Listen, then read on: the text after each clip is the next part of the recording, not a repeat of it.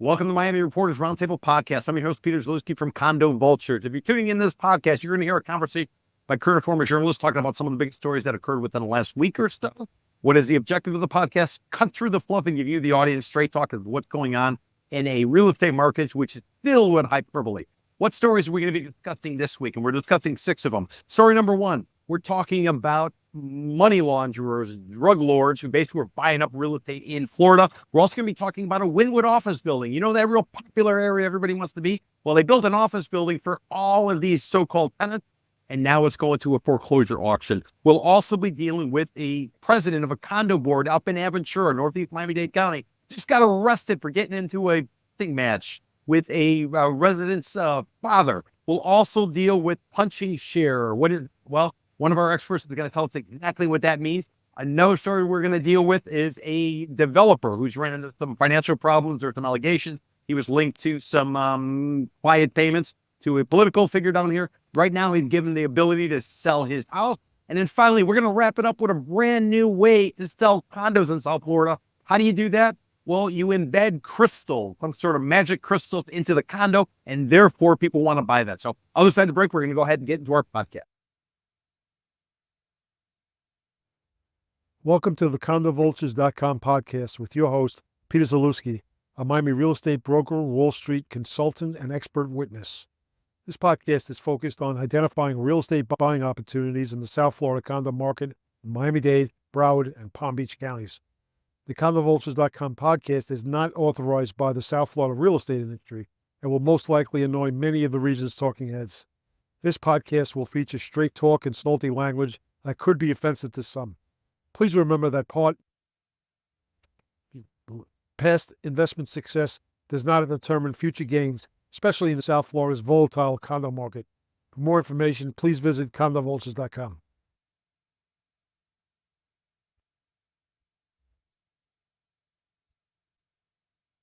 Don't buy a South Florida condo, discounted or distressed, before taking a Condo Vultures correction tour. CondoVultures.com offers weekly bus and walking tours that focus on educating buyers on the how-tos of identifying discounted condos, analyzing the opportunities, and purchasing units. Every tour attendee receives a list of all condo projects in a particular market, a market assessment handout, and unmatched expert analysis. For more information on the condo correction tours, please visit condovultures.eventbrite.com. This is Peter Zalewski of the Condo Vultures Podcast. If you have a property that you're looking to sell in the Tri-County, South Florida area, I would encourage you to reach out to Jenny Cortez, a licensed real estate broker with cvrrealty.com. She's my partner. She's been in the business for north of 15 years. More importantly, she knows the market. She knows how to get a deal done. And she also realizes that it's more important to get a price that you can accept and sell the property rather than to hold firm on some price that's never going to be achieved and ultimately languish on the market. So if you're looking to do a deal that you want a skilled expert who can help you sell a property, reach out to Jenny Cortez at 305-865-5859, 305-865-5859, or visit her website, cvrrealty.com.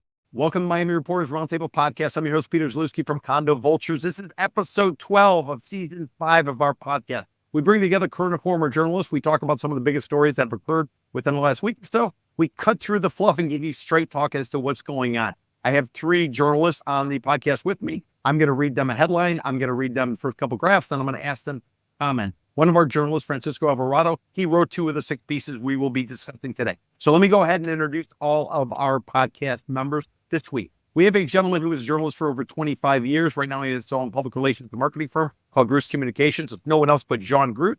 You check out his website at grootpr.com, grootpr.com, GRUSSPR.com, and get him on X, which is formerly Twitter. Get him at Sean Gruss, JeanGruss.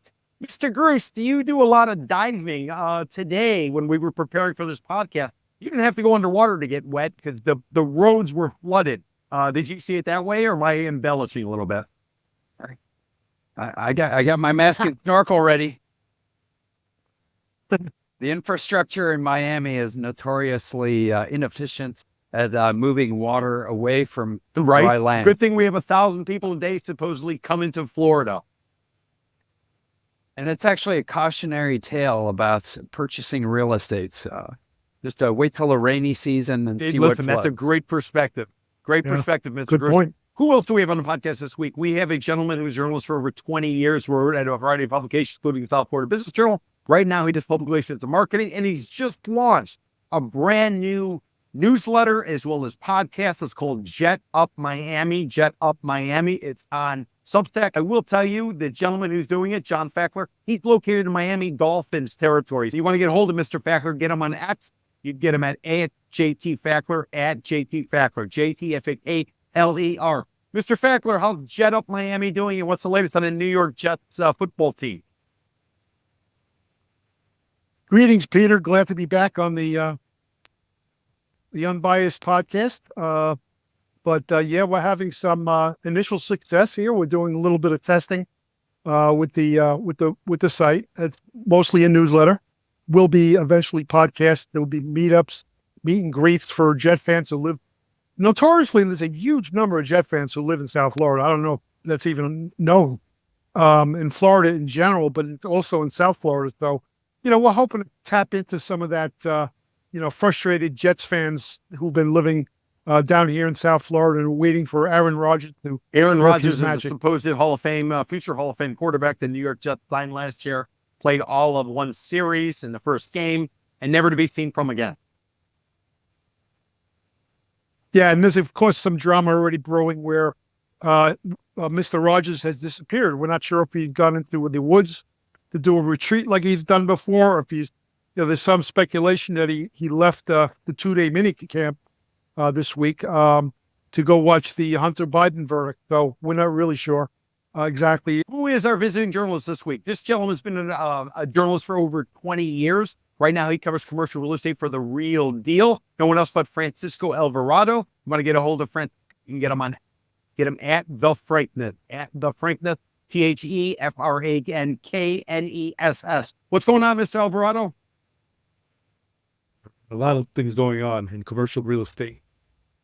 I'm going to be happy to share with you what I've been writing about. And yeah, can't wait to see this New York Jets blog, so I can post them.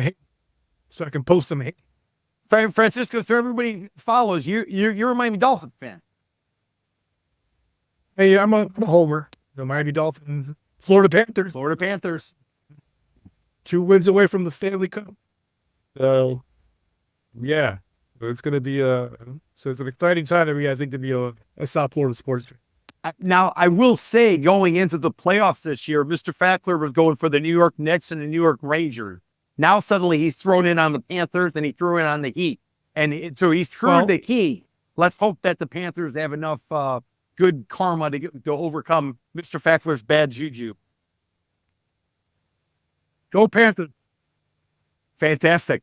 So let me go ahead and lay out the rules of engagement before we go ahead and begin with our podcast. Point number one, if anybody has any questions for us, you have any comments, feel free to reach out to us on X. You can get us at Miami RRP, which stands for Miami Reporters Roundtable Podcast, not AARP, but Miami RRP. Another point to sort of bring up is that sponsorship for the podcast.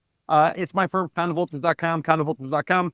We do a variety of different things related to condos. We actually have a Miami real estate investing club, and the purpose of the club is to basically equip and accommodate anybody out there who's going at it alone. They're DIYing it. They don't want to use a broker under a new settlement that's coming out with the National Association of Realtors, where they can save money on commission. They're looking for data. I encourage you to check out the website, condovolters.com. So all that being said, let's go ahead and get into the podcast.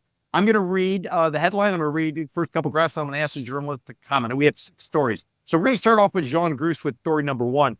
Mr. Gruce, this is a piece that's coming out of the Miami Herald. I'll read you that headline, that first couple graphs, and I want you to give some interpretation. Here we go. Headlines. Fed drug money fuels Florida firms' real estate buying spree. There's a subhead. Commercial real estate, pedestrian property provide an attractive vehicle for those looking to clean painted cash. And here we go, Mr. Gruce.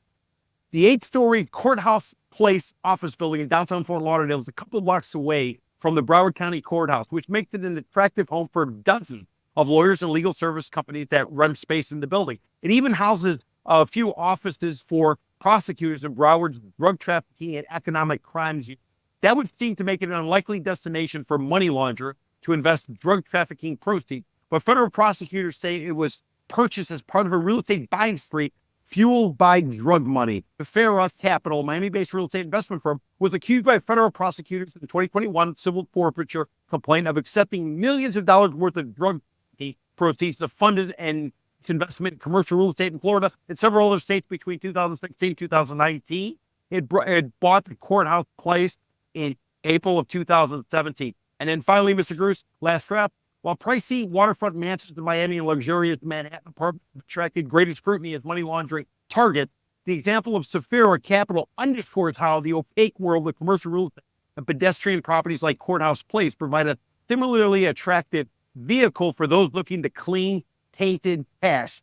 Mr. Gruss, are you surprised that you were able to discover that somebody was using dirty money to buy real estate in South Florida? Is that unique? Is it something you've heard before? I, for one, am shocked, absolutely shocked.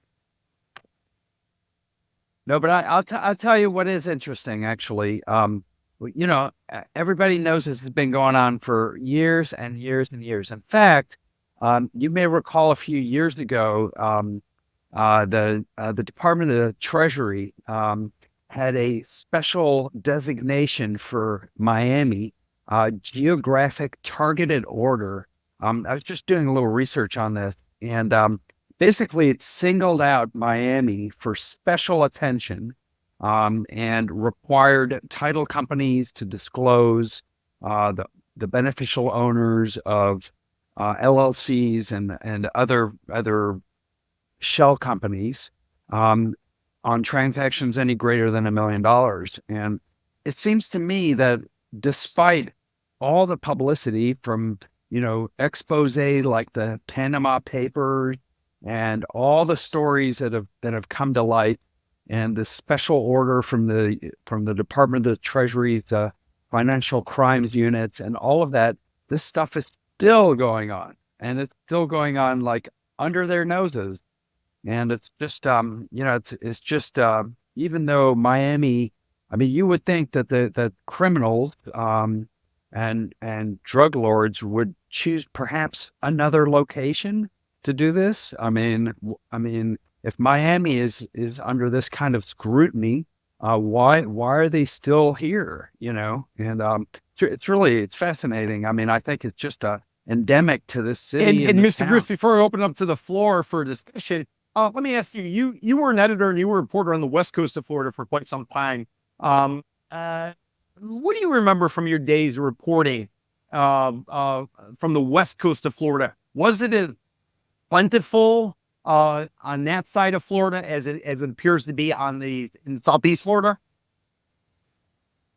No, I really Southeast Florida is sort of a unique beat. And I mean, it just seems endemic to this area, and maybe, it might be because of the connection to, the rest of the world. I mean, it's, Southwest Florida is not particularly easily accessible, although I would think that if you wanted to hide, I mean, that would be a much better place than Miami, which is, is basically under, scrutiny from federal law enforcement agents. But I mean, perhaps, and my thought is it's so pervasive and so endemic to Miami and South Florida that basically the law enforcement agencies just can't handle the volume of these kinds of transactions. They just can't check up on all. Francisco Alvarado, you cover commercial real estate for The Real Deal.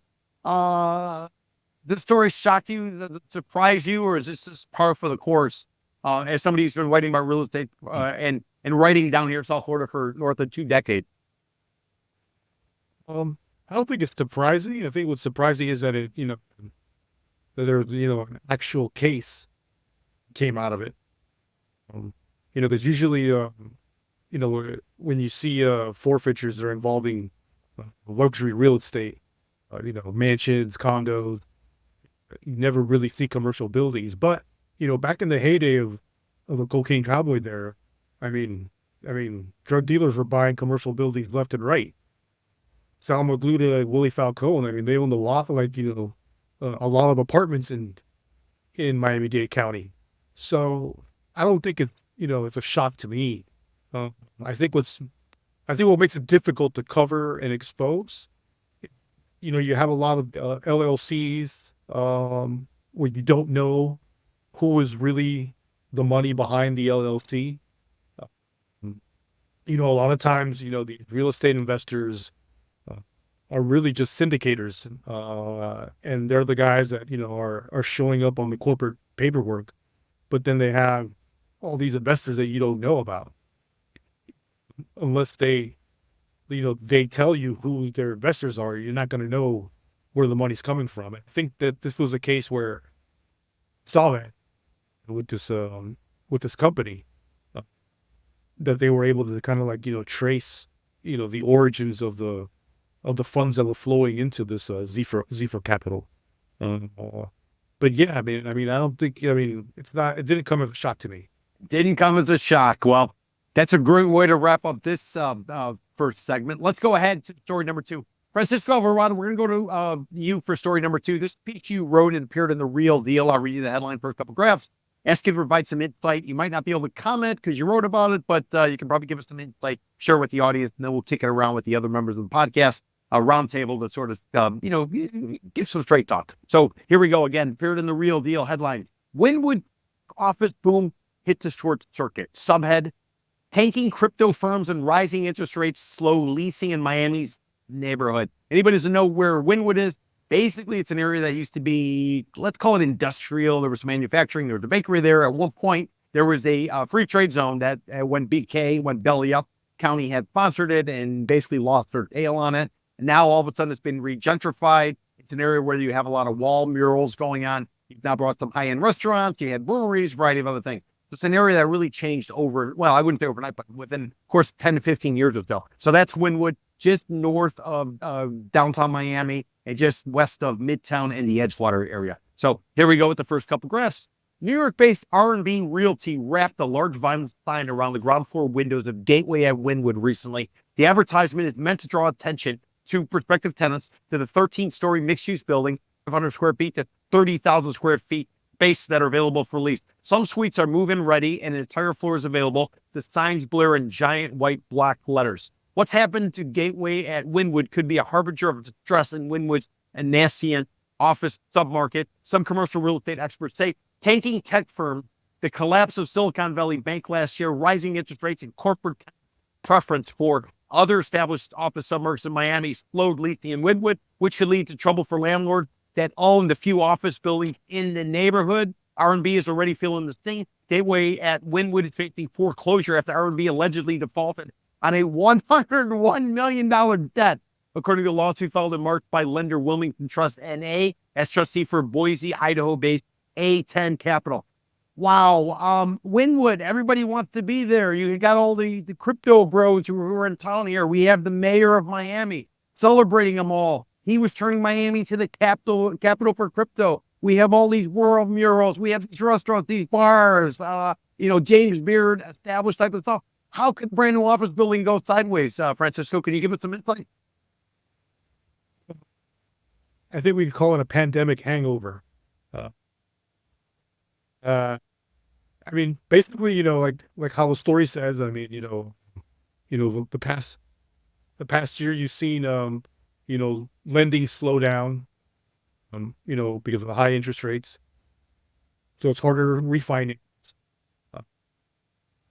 You also have the situation on the tech side, with the Silicon Valley Bank imploding and then a couple of other banks imploding. That really set shockwave through the tech industry. And there were, and there was, for example, the crypto, the crypto market, blockchain.com, a company that Mayor Francis Suarez touted as, moving to Miami and relocating to Miami. Well, they never moved to Miami. They backed out of their lease before even moving in. Not the Gateway, another Wynwood office building. And then you had another tech firm called Amherst that went bankrupt, and they also didn't move into an entire single tenant office building in Wynwood. and they're being sued by the landlord for breaching the lease agreement. So in the vacancy rate's around 15% for office leasing in Wynwood, which is when you compare it to like downtown Miami and Brickell, pretty high. So basically the point of the story is just kind of to show that, you hear a lot of this talk about Long Miami and how, everybody's coming down here. You got Ken Griffith coming down here. You got, Stephen Ross, reshaping downtown West Palm Beach. Yeah, that's all true. But, it's not, the rocket ship has kind of like sputtered a bit. And there are companies that are pulling back. There are tenants that are saying, hey, wait a second, we're not sure yet if we want to completely relocate here. And then of course you have the whole new dynamic of the office space where like companies are still deciding whether or not they're going to be hybrid, whether they're going to bring everybody back, whether they're going to go fully remote. So you have a situation where tenants are seeking shorter term leases. So then you couple that with these new buildings where, they cost so much money to develop that they want to seek out these large tenants that can take, 3,000, 7,000, 10,000 square feet of space. But they're not there, I mean, if they want to go to downtown Miami, or they want to go to Brickell, or they want to go to West Palm Beach. And then you factor in Wynwood is still under construction. You have all these, streets are blocked off. So it's still a great place to go and hang out and have fun. But, it's definitely not, at a stage where you can say that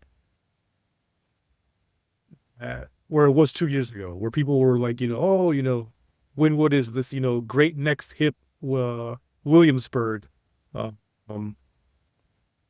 it's not going to happen longer, and I think people need to realize from the standpoint of how commercial real estate works. And the situation at Gateway Wynwood, it might be an outlier, but at the same time, you have a building that when it was completed, there was a lot of marketing, a lot of, buzz generated about the new building, because it was, I think, like the second office building that opened in Wynwood. And, they got a lot of the first year they ramped up and I think they managed to fill up almost half of the building. But the last couple of years, the landlord has really struggled to fill up the rest of the space. And obviously, if you can't stabilize a building, it's going to be pretty hard to, make those mortgage payments. And I think that's the situation that's happened here. And on July 2nd, the building is scheduled to go to a foreclosure auction because the lender won a final judgment. We'll see if the landlord, tries to, pull something out of it before then. It'll definitely be interesting to see if this building actually makes it to foreclosure auction, because it would be the first significant new project in Wynwood to go belly up. Now, Francisco, in your piece, you also talked about the actual rental rate. You just made reference to the vacancy or occupancy of what's going on in Wynwood, but also to you in the piece, you wrote about the rental rate. Apparently, Wynwood landlords are trying to charge the same amount as what you're seeing on Brickell. How'd they try to square that? Why? Because you have some wall murals around, or you're close to Midtown where you can maybe hit one of the cheap bars, or what was the rationale? Or is it strictly the sizzle of Wynwood? A lot of it has to do with the sizzle of Wynwood. And again, not everybody's doing it. For example, I mentioned the landlord of huge Wynwood Annex, and those two buildings are fully leased. One of their major tenants is Live Nation, and then it has a couple of VC firms also in the buildings. And they're fully leased. So there is still that, and so these are firms that are willing to pay those Brickell prices. But the question is like, when you run out of those tenants, you got to go to the next tier of tenants. And, those tier tenants are not going to be able to afford those prices that the Lion Nation or these VC firms are willing to pay. Interesting. Sean and Mr. Fackler, Francisco laid it out pretty clear what's going on. We all remember during the pandemic, we had a lot of work from home people kind of move here from California, New York, other places. They set up shop. Lo and behold, the pandemic ends, AI breaks out. Every company around the world is investing big time into that type of stuff. Wall Street Journal did a piece a few months back talking about how everybody was getting called back to Silicon Valley to work on AI, which means a place like Miami would probably suffer. We also, too, had the conviction of the gentleman who led FTX, which was a crypto exchange. The Miami Arena was actually named after his firm, FTX. The crypto bros have all sort of, pissed off. They're all kind of disappeared, even though Bitcoin back to 70,000. So, gentlemen, I'm just wondering, have we seen the best of times for, let's say, the Wynwood area as it pertains to tech and those employees that, in theory, could have filled up this office space? And if we have, what the hell do you put in this office building in Wynwood when they're charging the same price as Brickell? Because remember, Apple just signed a lease to go into Coral Gables. You would think Apple would have swooped in. They could have easily picked this thing off and leased out the entire damn building. Instead, they went to the Gable. So, Mr. Gruce, Mr. Fackler, any thoughts? Well, it's an oversupply of office, and we saw it happen with the crypto bros. Some came and went back. Some never came at all. So I wasn't shocked when I saw this story. I said, okay, a lot of the crypto bros are trying to set up in Wynwood, but I just think it's a matter of supply and demand. I don't think there's any demand right now. There may not be any in the future. Maybe with the advent of AI, there might be a positive and upswing. But I just think it's a disaster happening right now as far as the office supply. And Mr. Gruce, we've talked a lot about commercial real estate loans as it pertains to regional banks. Regional banks put money on the street, them having to restrict, pull back. This is an example. I mean, Wilmington, it's a trust. So I'm not sure if it's FDIC insured, but is this an example of regional banks maybe getting hit by this? Or is this something that would fall under like private wealth management or some sort of, non-FDIC type of a lender? Well, I mean, either way, I mean, financing is an issue now because rates have gone up. So at some point, when it comes time to refinance this building, it's going to be extremely costly. So, yeah, and I got to say, Wynwood is edgy. It's a little bit on the edge of things. It's not. It's kind of hard to get to.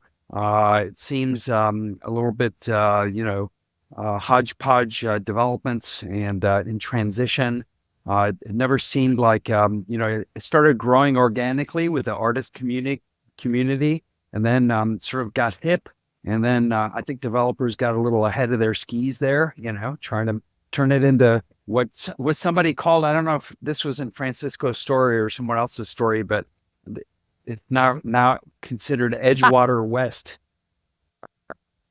It's not Wynwood anymore. It's gotten all gentrified and fancy, and perhaps forced. So, interesting. And Mr. Gruce, is this a byproduct of low interest rates and a swelling number of people coming here to South Florida as a result of the pandemic? I mean, cheap money is going to fuel all kinds of projects, and when the tide goes out, you'll see who's swimming naked.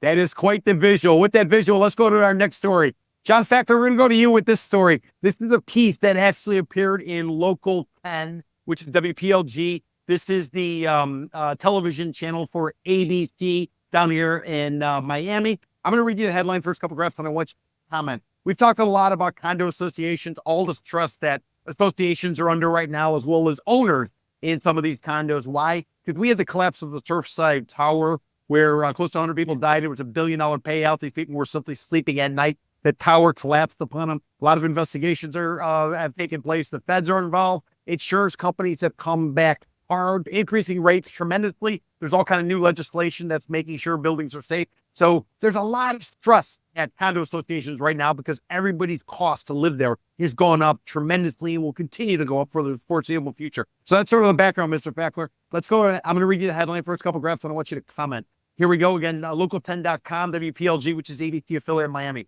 Aventura Condo Board president arrested for pepper spraying senior in a parking spot, cops say. First couple graphs. Police said they arrested the president of an Aventura condominium board Friday after he pepper sprayed a 65-year-old who was helping his daughter move in after an apparent dispute over where the man parked. It came the same week after allegations of condo drama at another Aventura building that led to the arrest of a 73-year-old man on stalking and aggravated assault charges. And the story goes on to say, according to an arrest report from the Aventura Police Department, the latest incident happened at the Ensenada condominium at 3401 North Country Club Drive. Police said they responded to the complex's Building 1 just before 3:30 p.m. after receiving a report of a battery. Report states that Ohad Asa, 39, the condo board's president, told the officers that he saw the man illegally parking in front of the building and told him not to park there. He then came back an hour later to put a no parking sticker on the man's vehicle. Asa's claiming the 65-year-old charged at him, and therefore the condo board president used pepper spray. Mr. Fackler, you got a 30-something going up against a 60-year-old, all because of where this 60-year-old parked. His daughter's trying to move into the place. What say you? Is this a little bit too aggressive on the order of the condo board president? Or did the 65-year-old park where he shut up and he got what he had coming? What say you, Mr. Fackler? Nah. No, it's on videotape. The guy totally lied, got arrested. The charge is battery on a 65-year-old or over. As you know, they're very sensitive about that. $10,000 bail. Apparently, cracking skulls is the wave of the future. I'm not really sure, if this is a general stress thing right now as far as the world in general, or if it's just about condos. But there is a lot of stress in the condo commando area, and people are not civil at all anymore. So it's all about, cracking skulls first, and we'll see what happens later. In this case, this guy actually reserved the space for his daughter to help her move in. So that's according to the building manager from the same building. So he reserved the space, and the video they had was totally untrue what he was saying. What they're saying is that the video shows him walking over This and is the spraying the guy condo board twice in the president face. spraying the father of the new resident of the complex. Yeah. Yes. So he basically, according to the video, lied, and the judge so there was enough proof that he put a $10,000 bail on him. So, look, I mean, this is we've talked about this on the program. This is more of a trend. You have all kinds of condo commandos fighting with their residents, residents fighting residents, old people fighting old people. It's crazy. I mean, it's insane. And of course, we've been following this whole trend about the association issues. And in this case, it's less about finance and more about just brute force. You've lived in some places, old ass places. Do you remember a time like this before? And a follow-up question to that: in 2025, this condo association financial cliff effectively hit. That's when all these associations would have had to do studies of the structural integrity of their buildings, all as a result, again, of Surfside, and they're going to know what they need to spend. Are we at the point where we're at the pinnacle, and it's going to get easier going forward because now everybody knows? Or do you think going forward it's just going to get worse because everybody knows how much they're on the hook for if they're in these older buildings? I would have to agree with the second point you made. People are stressed out. They realize they're boxed in and they don't have any way out. So essentially, what are you going to do? I mean, it's unless there's some sort of regulations that are coming down the pike. We already know about the end of year regulations from the collapse, right, Peter? So I mean, I don't see I'd like to put a positive spin on it, but I don't see how it's going to get any better. And let me open this to the floor, Francisco or Jean. January, every association, older association, they have to have their structural integrity reserve studies complete. They're called SERVs. That's what people are referring to it. I recently spoke at an event for property managers, and there was an engineer on the panel at the time. And that gentleman told me if an association puts down cash today for a study, they cannot show up the engineering firm for 3 to 6 months minimum. They are so slammed. And as a result, they're charging more. So I'm just wondering, do you guys think that all of the animosity, all of the, this alleged aggression, is it all coming because of condo dude? Or is it simply coming because it's hot? People don't like each other. You guys have any take on that? Yeah, I just think sometimes, it's just, people's attitudes. I mean, I don't think it's a buildup of condo association dues or property insurance skyrocketing. People, I mean, it's one of the oldest stories in real estate. People don't like their condo board. And the condo board people sometimes are assholes. Because, they get a little taste of power, and they think they can throw their weight around. Yeah, but I don't think it, I mean, I don't think it's, what's happening with again, with, the current state of condo associations and how much more money they have to spend is making it any worse. It's just compounding a problem. Interesting. Mr. Gross, do you have anything on that? Yeah, I mean, when I was at the Tampa Tribune years ago, like 20 years ago, I mean, we were writing about this back then, condo association, gone wild. Interesting. All right. Let's go on with story number 4. Jean Gross, we're going to go to you with story number 4. She coming out of the Palm Beach Post. It's an opinion piece that appeared. I'll read you the headline for a couple graphs, then I want you to comment. Here we go with the headline. Hidden danger of punching shear. A wake-up call for South Florida's aging condos. And this is a piece that's going to get a little bit into engineering, which here nor there. But really what's interesting is what this expert says about construction of older condominium. As we mentioned earlier in the podcast, there was a collapse in Surfside on the barrier island between Miami Beach and Sunny House Beach. And lo and behold, the building collapsed. Nearly 100 people died. $1 billion payout. The feds are investigating as to why it happened. But as a result, insurance costs have spiked. All kind of new legislation is taking into place come 2025 for these older buildings. So that's the background. Mr. Groos, here we go. As we approach the 3-year anniversary of the tragic collapse of the Champlain Towers South, we may finally have answers as to the exact cost. The court-appointed firm investigating the tragedy recently released an initial report identifying punching shear as the first point of failure. Months before Champlain collapsed, I personally witnessed the early signs of concrete failure and alerted the building manager to this very issue. Unfortunately, the costs of the repairs were high and they opted to hold off. The results were devastatingly predictable.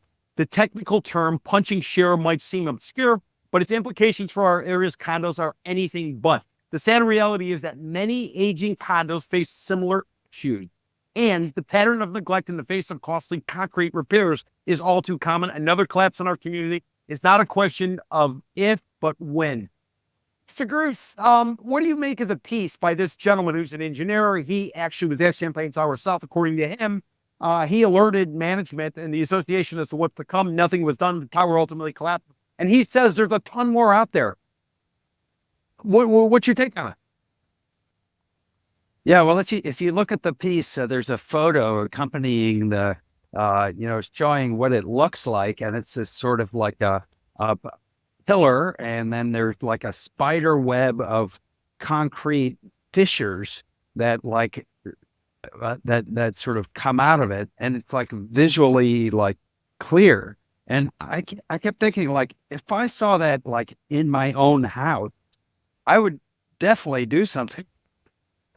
I mean, the fact that they ignored it and that, like clearly there's like a structural problem going on. I mean, I just thinking, like, if this was a single family home, I mean, you would probably like try to get it fixed. You'd realize, hey, I got a serious problem here. Like the floor is buckling. I mean, it's pretty clear. And the fact that, basically everybody's like, well, it's not my responsibility to get it fixed. It's the condo board, basically shirking their responsibility, like, shrugging it off. It's sort of the way condo associations are structured. basically, it's not my problem, and they just kick the can down the road. And if your condo board is inept or, just won't face the problems, then you have building collapses like the one And, we had and in Surfside. And the engineer in his piece, he says, it's like trying to push a pencil through a piece of paper. Once the stress exceeds the material's capacity, it punches through, leading to a catastrophic breakdown. So these shears, these effectively pylons in layman's terms, once they're penetrated, their integrity is at risk, and then the thing can collapse. Is basically what he's saying. So, okay, we kind of laid that out there, but here's sort of my questions for the roundtable. We have a lot of buildings, according to this gentleman, that are at risk.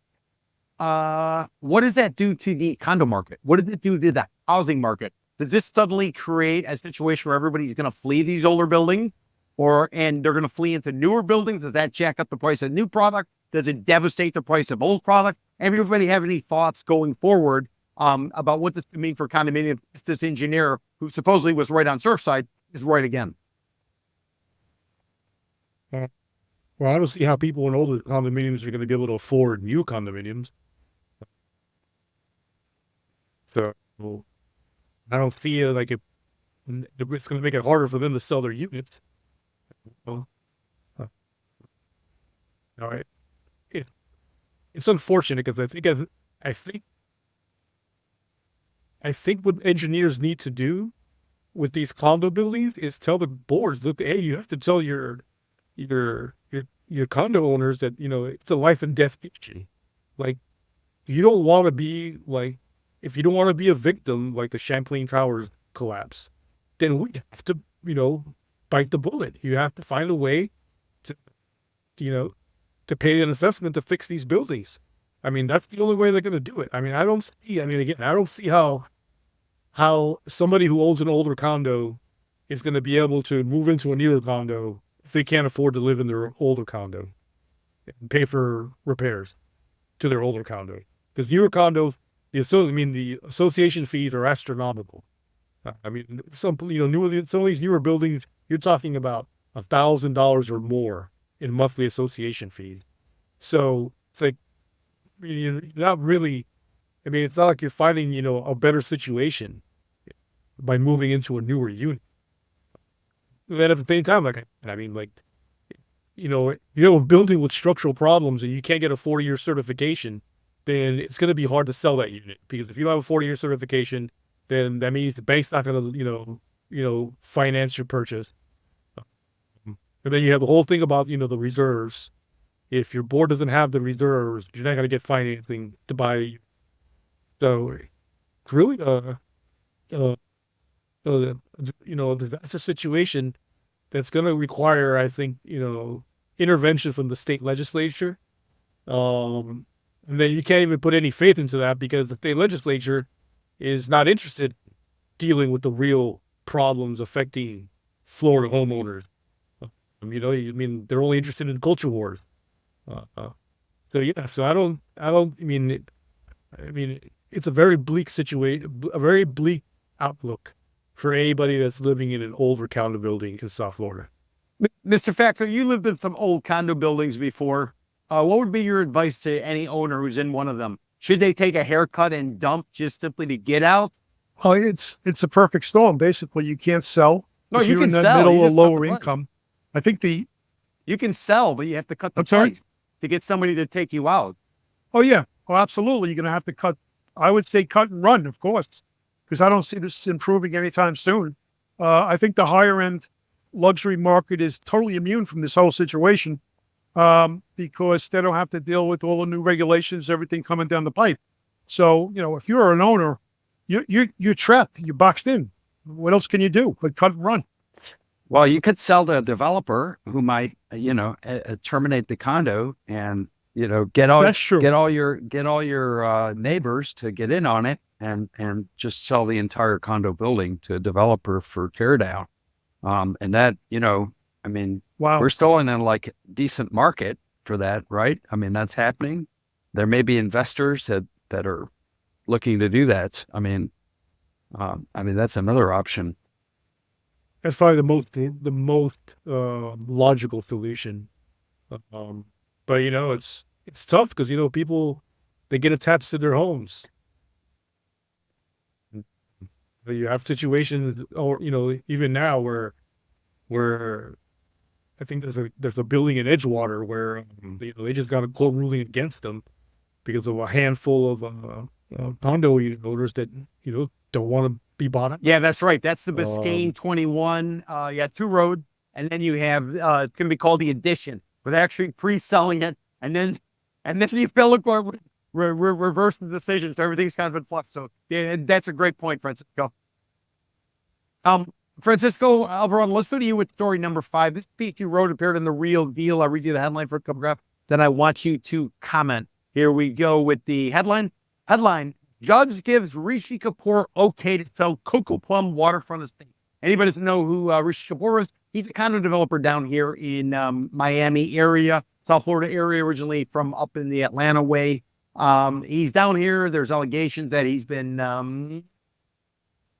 tweeting in the pot for some politicians, and basically everybody's coming after him right now for a variety of different factors. That's the big picture. And let me go ahead and read you the story, and then we'll get some insight from Francisco. So again, headline, judge gives Rishi Kapoor okay to sell Coco Plum waterfront estate, and Battle Location Ventures founder is seeking to list half-acre home for $8.5 million.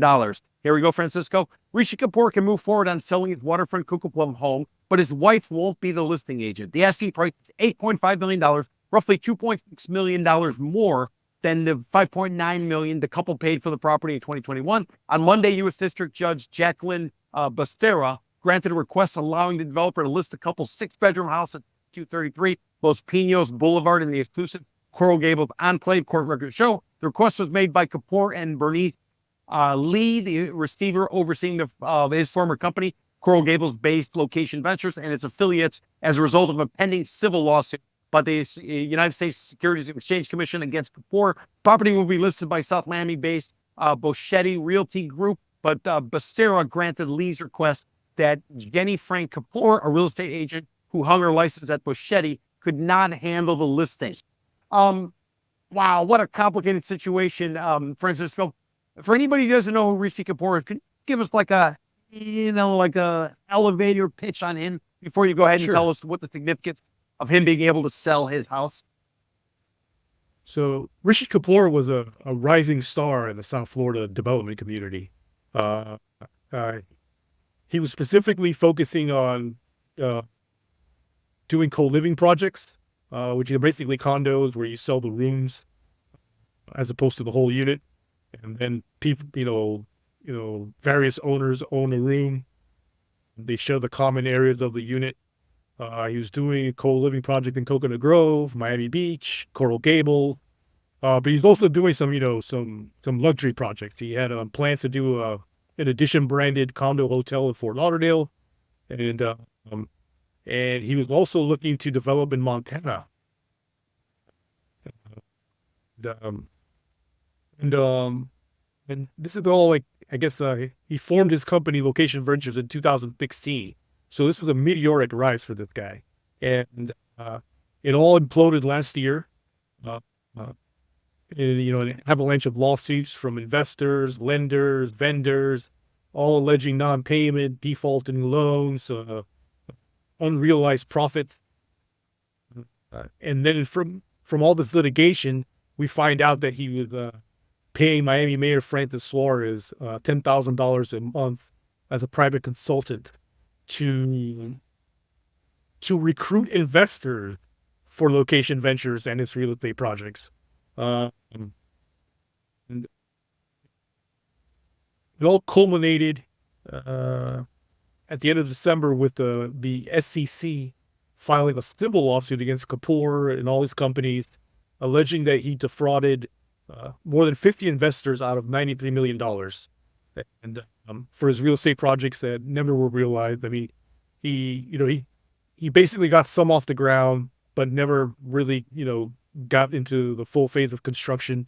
He completed 2 projects, one in Coral Gables and one near the University of Miami.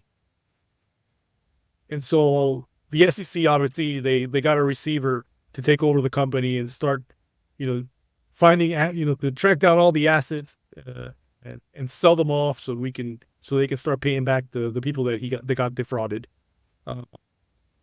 So this latest development involves Rishi Kapoor's Coco Plum estate, a 6-bedroom home that he bought in 2021.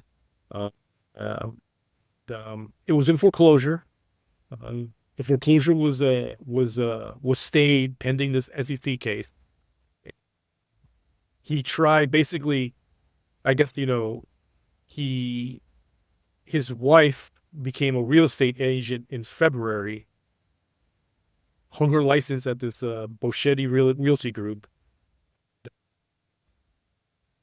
Kapoor had submitted a motion basically asking the judge to let them sell the house, let the wife be the broker, because who else would be a motivated broker than the person who owns the house, right?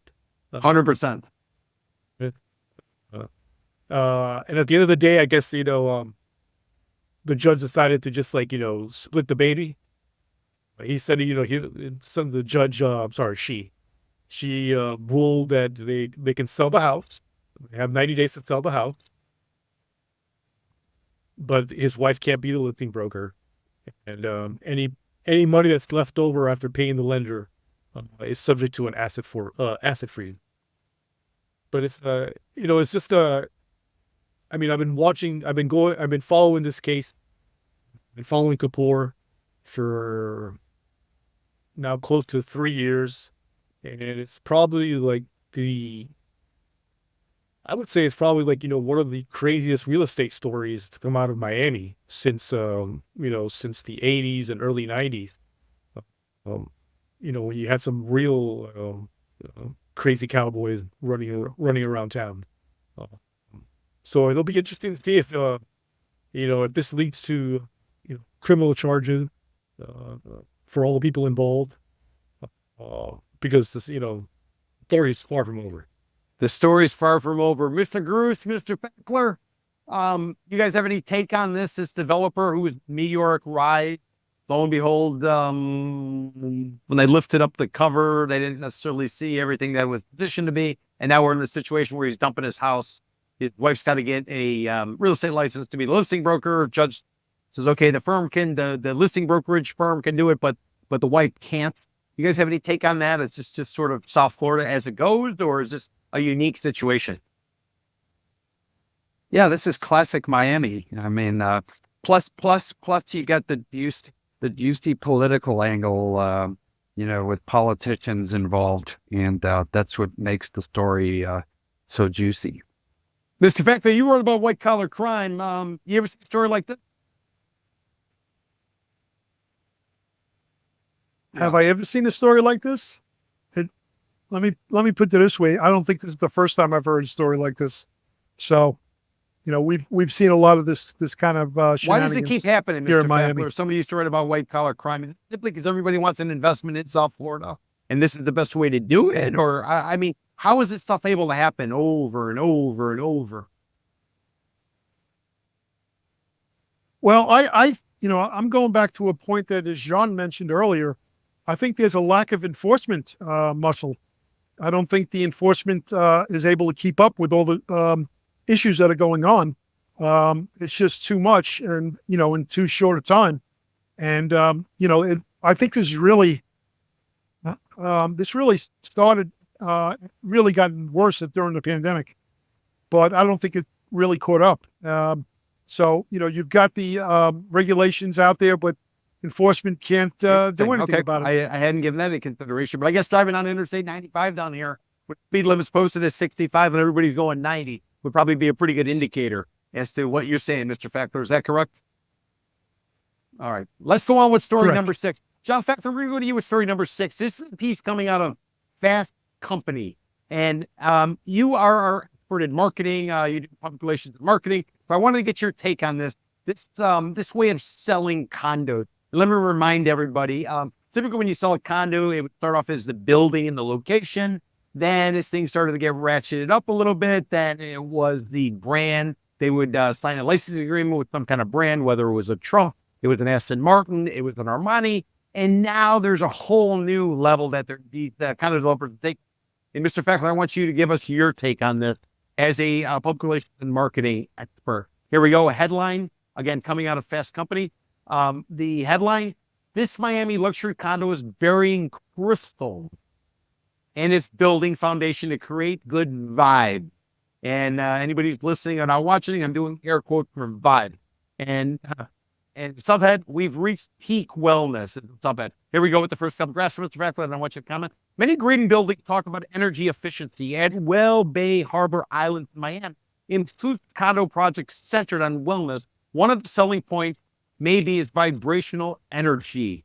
Set to open next year, the project will feature an array of crystals embedded inside amenity spaces and even buried within the 8-story building foundation. In total, 33 pounds of hand-sized rocks, all chosen by Valerie Ula, the building director of vibrational energy healing, will be included in the foundation, into the foundation size as to not impact foundational integrity.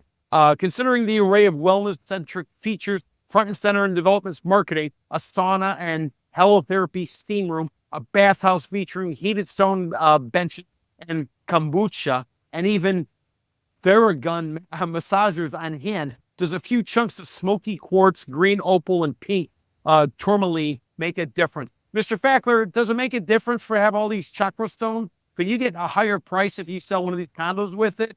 Or is just the pinnacle in the way that the hyperbole flows down here in South Florida? Remember, we set up this podcast 5 seasons ago to sort of deal with issues like this. So what's your take on it, Mr. Fackler? Well, apparently the ultra wealthy have nothing, don't know what to do with their money. This is a world. First, let's back up a little. This is a worldwide phenomenon where the wellness issue among the ultra rich is in demand. Is in huge demand. They're predicting by 1998 over 900 and something billion will be sold, and in fact, this building is already half sold. So it's an interesting and maybe it's even brilliant as far as marketing goes. I try to pretend I'm wealthy sometimes, and that's what I did with this story. So, and I'm thinking about you. I mean, personally, what they say about specifically about the gyms, they built these for people who are keen on self-love, compassion, and vitality. Now, if you take compassion out, You definitely mean sounds me. like you. Okay. Yeah. Wouldn't it be something that would interest you if you had the money, if you were very wealthy? And then I look at John. Now, John is, as everybody knows, is a wellness buff. So if he had the money, I would opt to believe that John would actually buy a unit if he had the money to go in there because of all these great wellness issues. So, I mean, again, it's a phenom going forward. It's also a great marketing ploy because this first brand was built in New York. This is the first time it's been built in Miami. So, Miami sort of followed New York as far as the luxury brand marketing ideas. And I think it's actually kind of brilliant. Okay, I mean, if you got there's no ROI to say crystals are going to make you richer or it's going to make you a better deal. But the fact is, people are demanding it when they come in. They say, listen, do you have all these amenities? I want these amenities. And they're so wealthy that, the builders are building for their customer. And they're going to do whatever it takes for the customer to buy. Mr. Groot, So why not Mr. put the money Fackler in? says that you were a wellness buff and you're willing to drop $1.25 million for a 1-bedroom condo in this complex because there's crystals embedded into the foundation, but done in a good way, not in a way that will somehow affect the structural integrity. Are you willing to drop $1.25 million on a crystal building? Actually, if you have crystals in your building, you'll never have to do a structural integrity study ever. In fact, you'll never have to do an engineering story. You'll never have to do a 40-year certification because it's got the crystal, man. It's gonna keep the building from collapsing. But that was the first thing I thought about with the collapse of the Surfside building. The first thing I thought about when I read the story was, oh my God, they're going to screw with the structure integrity by putting these crystals in? Vibrational energy. Yeah. Oh yeah, they use all these different terms. But the first thing I thought about was, why do you want to fuck with the structural integrity of a new building based on what happened? Francisco, question for you. Typically, when you get late in a cycle, and this is what I've seen since the 90s, when you get late in a cycle, developers got to kind of wet your beak to get you to come in. They got to incentivize you. Last cycle, they were giving away cars. If you bought in a certain building, they'd give you a car or so, or else they're giving big commissions to the brokers. Have you ever heard of a situation where to reach out to a certain segment of the buying crowd, they actually embed crystals into a building or anything like this? Is this new to you as somebody who writes about commercial real estate, been writing about real estate in South Florida for quite some time? Or is this, have we seen this before? I mean, the vibrational stones is definitely something unique. But I mean, like the story says in the Fast Company story says, I mean, I have seen examples of these, like, hokey wellness,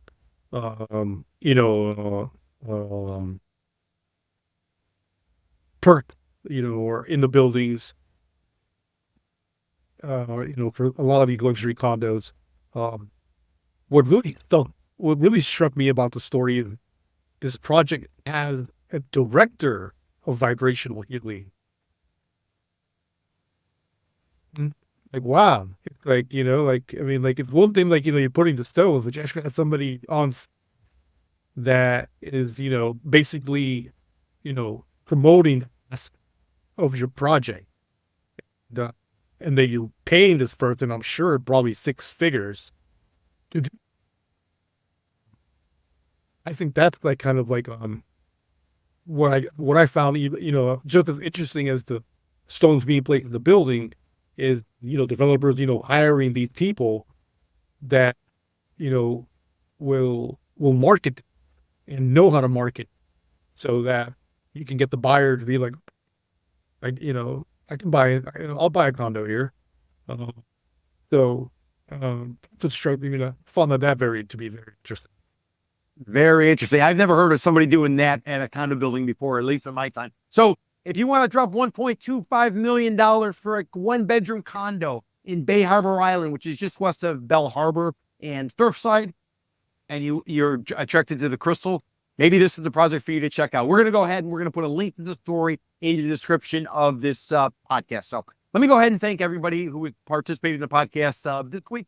We had John Gruss. John is a former journalist, did 25 years as a reporter, as an editor. Right now he has his own public relation marketing firm called Gruss Communications. Check out his website, GrussPR.com, GRUSSPR.com, and check him out on X, at John Gruss, JEANGRUS. John Fackler was a journalist for over 20 years and wrote at a variety of publications, including the South Florida Business Journal. Right now he does public relations and marketing, and he's just launched the Jet Up Miami newsletter and B podcast. It's on Substack, so check it out. He's welcoming it to Miami Dolphins fans or anybody who doesn't like the Jets. Mr. Fackler says, come on down and sign up. So please go ahead and do that. If you want to get a hold of Mr. Fackler, you can get him on X at JT Fackler, JTFackler. And let me also thank Francisco Alvarado. He's a commercial real estate reporter over at The Real Deal. Been doing it been running my real estate for north of 20 years. You want to get a hold of Francisco, get him on X at The Frankness, TheFrankness.